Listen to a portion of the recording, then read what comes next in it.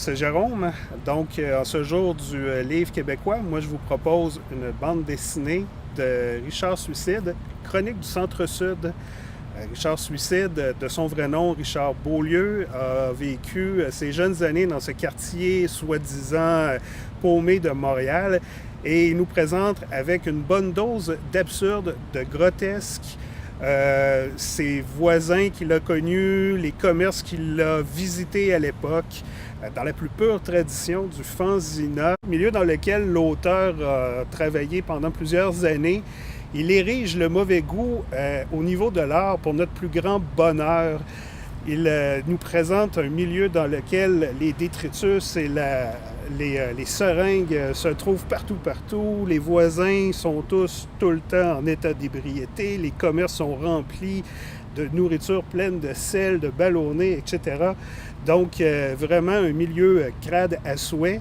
Et ce qui est quand même le plus intéressant dans cette bande dessinée de Richard Beaulieu, c'est que malgré tout l'aspect grotesque de ce qu'elle nous présente, on sent qu'il y a quand même un fond d'affection pour ces gens qu'il a côtoyés, pour ce milieu dans lequel il a vécu. Et au final, après nous avoir fait un tour des commerces du centre-sud de l'époque, on sent un peu une certaine amertume face à la gentrification de ces quartiers.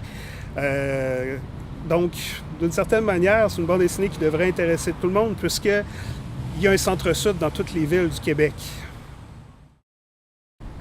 Bonjour, c'est Annabelle de la librairie La Liberté.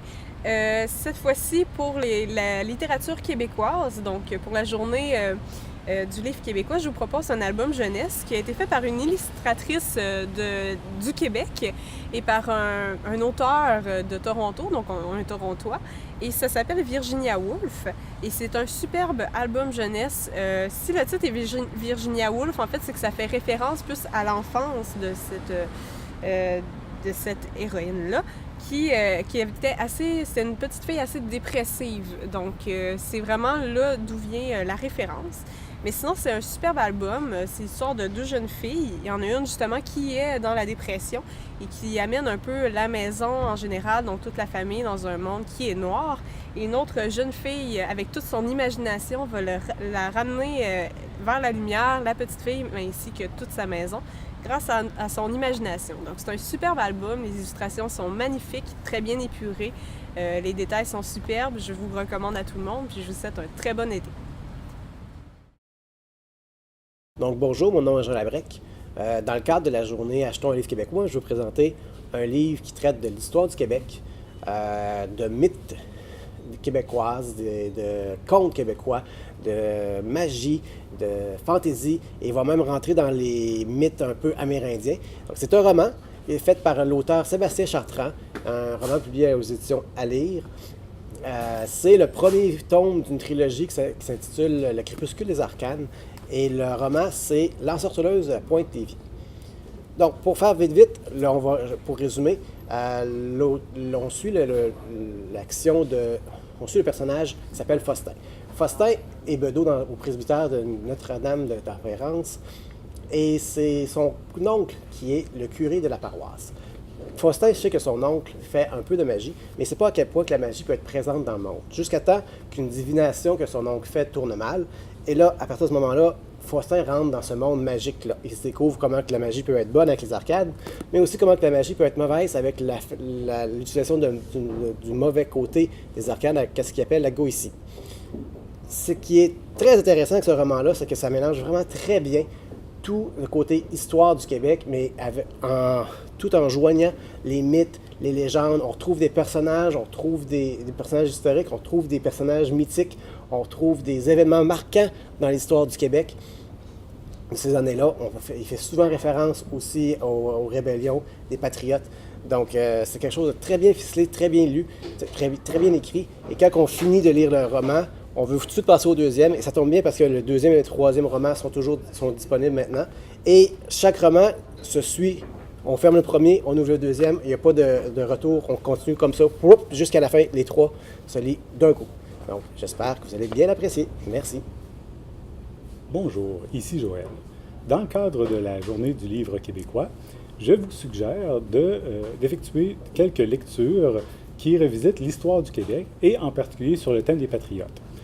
La dernière année a été particulièrement propice et heureuse, je dirais, en publication sur les patriotes. Dans un premier temps, cette extraordinaire synthèse, brève histoire des patriotes de Gilles Laporte.